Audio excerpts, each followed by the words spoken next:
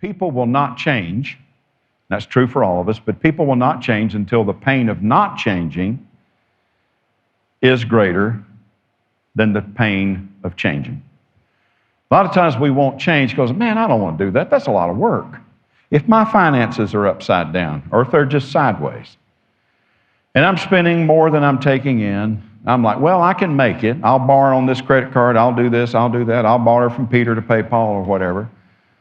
Because I don't want to change. Because if I have to change, then I've got to get on a budget, and then I've got to spend a little less, and I've got to tell the kids no, and I've got to tell the spouse no, or we got to, and that's painful. I don't want to go through that.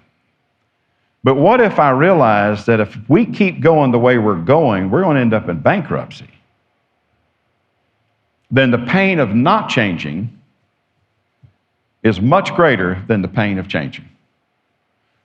We better change now, because the pain of not changing is going to be catastrophic.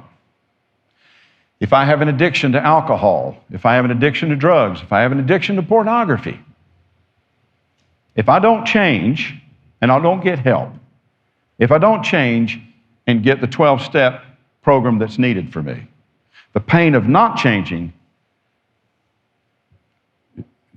is going to be a whole lot greater than the pain of changing. Because if I don't change, I could lose my employment or my business. I could lose my marriage. I could lose my relationships with the people who love me and are closest to me.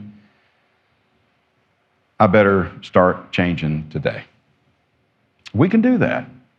We just got to take that first step.